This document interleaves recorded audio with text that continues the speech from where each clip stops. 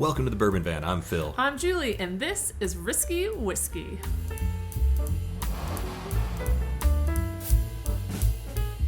Risky Whiskey, a blind 3 whiskey flight. Each one comes from a different country. We have no idea what they are. Could be rye, could be single malts, could be a bourbon, a single malt, and an Irish. We have no idea. All we know is that this is 3 countries battling for world domination. We want to know which one of these is going to reign supreme. They should be in the neighborhood of one another in terms of proof. We're about to get Gunderstruck in the best possible way. The World War of Whiskey. Let it begin. And we've got 3 whiskeys here. Don't know anything about them. You will see on the bottom of the screen what they are. We'll be taking notes as we go, and we're going to pick a winner at the end of this thing. How's that sound? Sounds great. The colors are beautiful. Right now we're going to drink darkest, the most like amberish color, all the way to the lightest one here. I'm excited because we haven't done this in a while. I think it's going to be super fun. Yeah, we don't often hang out at the tasting station these days, so you're right. Yeah, copper, gold, and straw, I think. I'm ready. Let's get onto the nose here. Ooh, there's a caramel apple on there. At first I thought, okay, fruit and honey. There is some sort of sticky, sugary goodness in here on the nose. Earthy sweet, not candy sweet. I like the nose on glass number 1. Yeah, there's something a bit decadent, molassesy decadent. Yes. Something along those lines. Yeah, a richness. A richness, yes. Glass number 2, completely different on the nose. Oh dear, this is a lot of honey. Yeah. Honey and vanilla. Wow. It's like a bit of honey candy. Yeah. Maybe a little maple syrup. Oh boy, there's a lot that I like in glass number 2 right there. Yeah. Smells great. Yeah, it does. Wow. It's almost like a burnt sugar, too. A little strawberry? Yeah, very fruity. That's Riesling or something like that. Yeah. That's a great comment. I was trying to figure out what this could be, and then as soon as you said that, it does smell kind of like a light, crisp white wine. Yeah, Gewürztraminer. Yeah. I love that one. Did I say that right? It's a long word, and it's hard to say. Well, I don't have anything left to say here. I am ready to have a drink here at the tasting station. Glass number 1. Thanks again so much, Eric Gunderson, for sending these along. Can't wait to try. Cheers. Cheers. Brown sugar on that, baby. Oh, a little tobacco, too. A lot of tobacco. A really nice dark red wine note, though. Wow. I think that's a dark red wine. I get like a wine finish here. Oh, maybe like a port wine, because it's a little desserty. There you go. Yeah. That's what it is. And it's not like sweet at all. It's a dark one.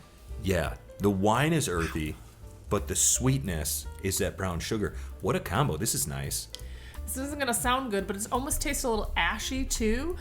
I said tobacco, and I think that's the flavor that I'm getting, but like almost like a tobacco, the flavor is there, but then also a little bit of the ashiness, which doesn't sound good, but it is good in this drink. Yeah, and a stewed something or other. People always say stewed fruit, like a stewed plum or something like that. That comes to mind here, even though I can't imagine I've ever had a stewed plum. Sounds right on this glass. I'm not going to get a stewed plum in this house. Sound like my mom. You want stewed plums? You make your own stewed plums. I quite like this. Very different. Very different. To me, it doesn't taste like a bourbon. No, at all.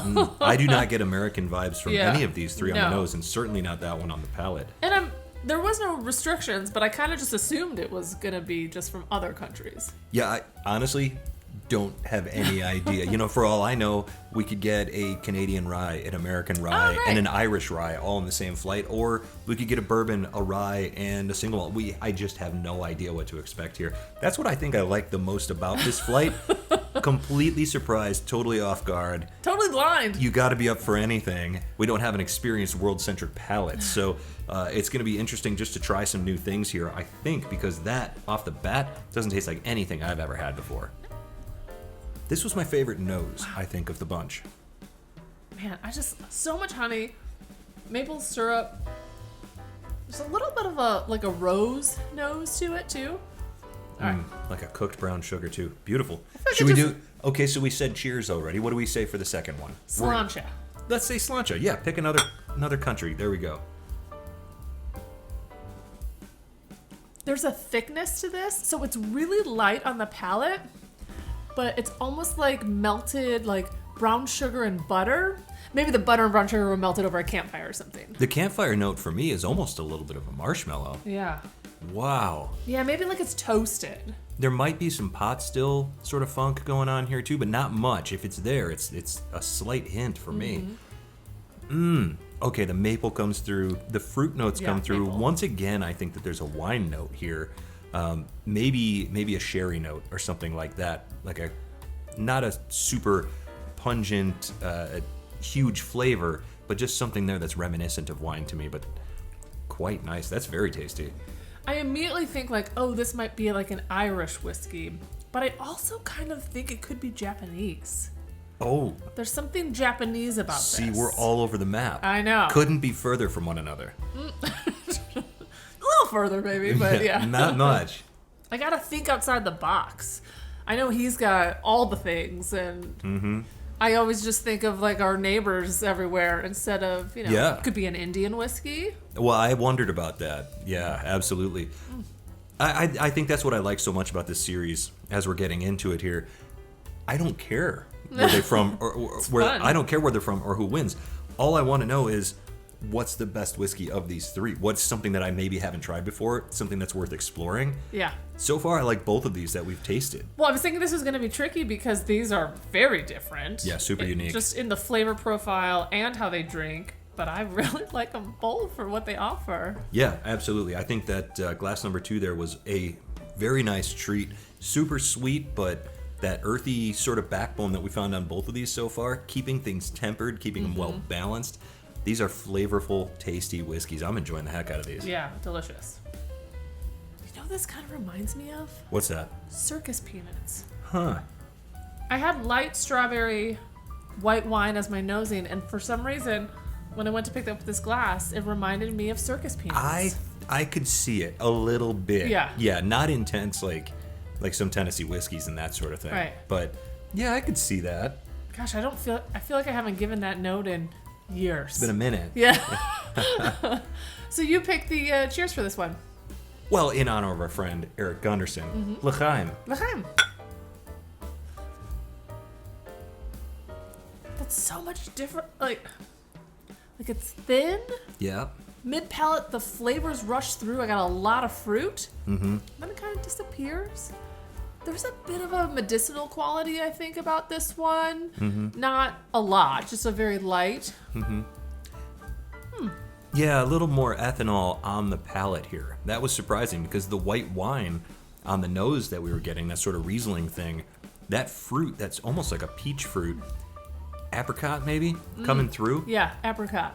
That is very interesting, but the thing that's sort of distracting throughout this sip is that there is a little bit of an ethanol. I wouldn't even say a burn. It's more of a flavor that you're getting here, like an alcohol flavor. Yeah.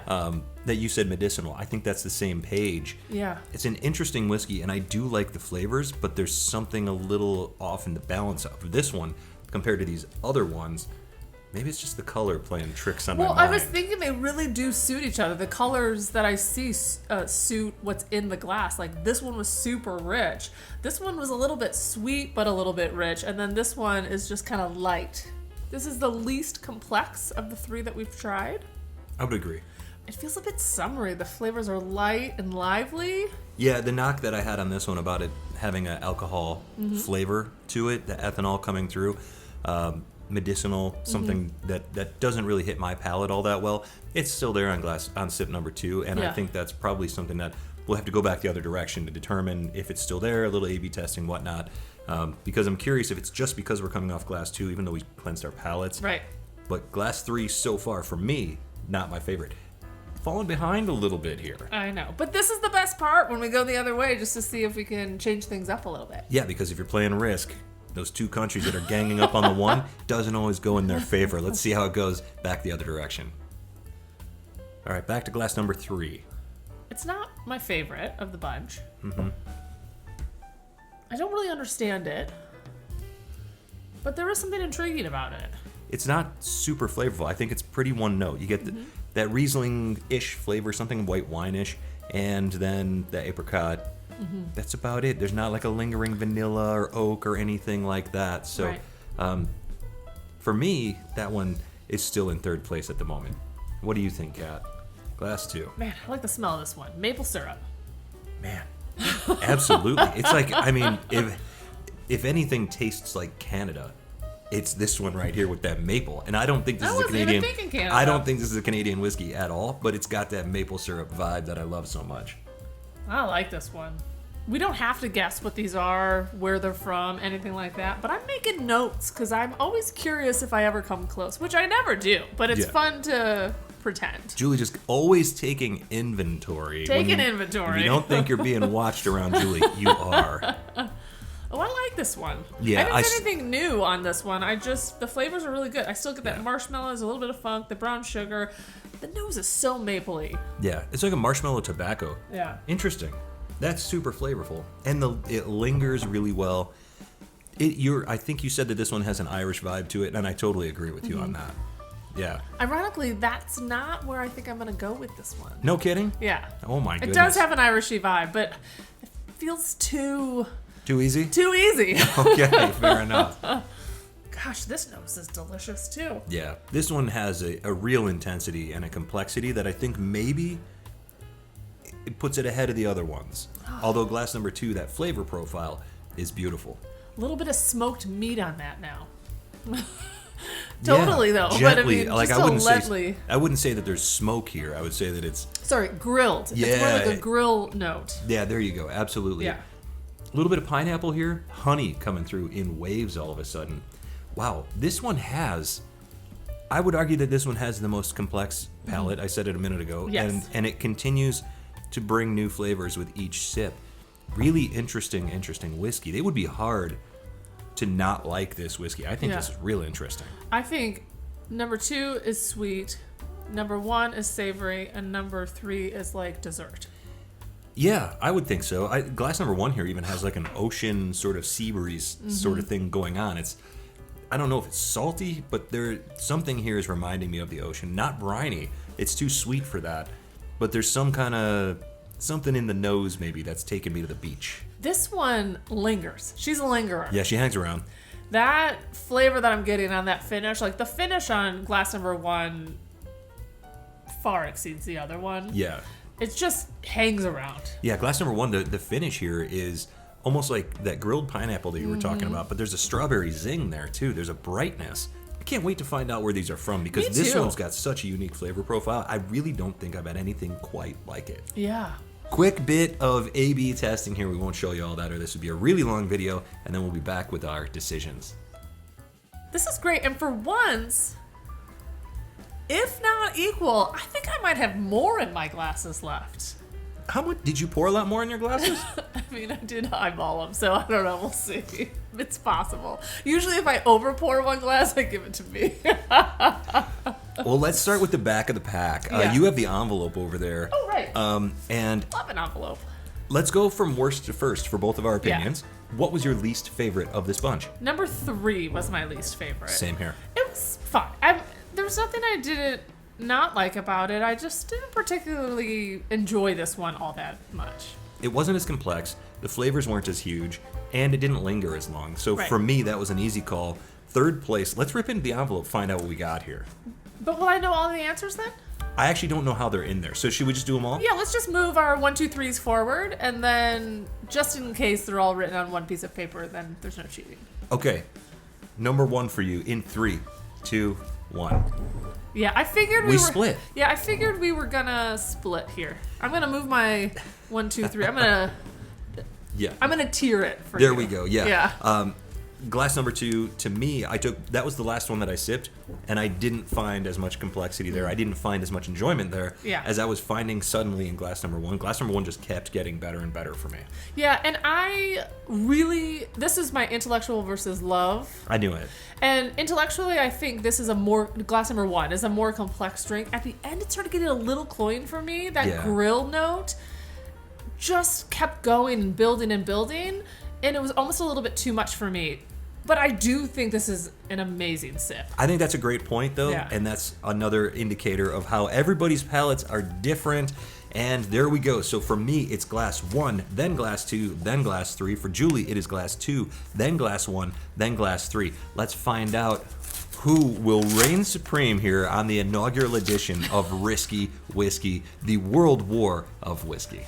And you guys already know because it is written on the bottom of the screen. Oh, but we yeah, have really, no idea. I built that up, but for what purpose? So coming in at number 3, it is Penderyn Welsh Single Malt. Madeira finished, non-chill filtered, no added color. It is not age stated. It comes at 92 proof. So we were right on the single malt, but that is not a white wine. So we were way off on that one. That's interesting. If I remember correctly, we watch a lot of archaeology shows. Yeah, we like it. And Madeira was a drink that you drank in that era, 1600s, 1700s, 1800s. You think so? It was a really popular, I think that's what they drank in castles and stuff. I don't remember that at all, but I will say the one Penderyn we have on the shelf is, of course, a Welsh whiskey, Rich Oak, and we do like that one quite a lot. This Madeira, I've heard good things about it, but it certainly didn't stand up in this little flight right here. Let's start with number 1. Glass number 1? Yeah. Okay, my winner. It is 96 proof. It is Morris Rutherglen. It is an Australian single malt. I don't think we've ever had an Australian whiskey. Australian, what do you know about that? And it is finished in Muscat Casks, non-age stated. Muscat. Okay, so that's a wine, of course. I don't know anything about that type of wine. I thought this was so interesting. What is it called? Morris Rutherglen? Sorry. Doctors. It's that doctor handwriting scratch. We're gonna look into this because that's a very, very tasty whiskey. Super interesting. I will say first Australian whiskey. Yeah. How about that? Love it. This is what World Whiskey War is all about. Risky Whiskey took us to the other side of the world. Yes. And coming in at number 2 for you, number 1 for me, McConnell's Irish Whiskey. I should have gone with my instincts on that one. Yeah. It is an Irish whiskey, sherry cast finish, 92 proof. Sherry. Yeah. I think I said sherry. So Irish whiskey, it doesn't say single malt. I don't know if that's a single malt or not. That one, the nose is still the best. Mm-hmm. The palate is really accessible. That is a welcome whiskey in your glass. I don't care who you are. That's delicious right there. And I think that's fantastic. I think if we had to choose an outright winner of this war, obviously we can't do it. Split decision. We are at a stalemate here. We will not be able to break this tie. So we're going to need you all out there to help us out with it. Australian whiskey, Irish whiskey, or Welsh whiskey here, which came in third for us, but we still want to hear from you. Have you had all 3 of these whiskeys? Have you tried any of these whiskeys? What do you think of these? Were we dead right or dead wrong? Let us know. We can't wait to hear all your thoughts on all these whiskeys. Australian whiskey, who knew? That was fantastic. I love it. Trying new things. Thanks again to Eric for helping us to get Gunderstruck tonight from wherever we are. To wherever you are. Cheers. Cheers. But I do love Irish whiskey. Delicious.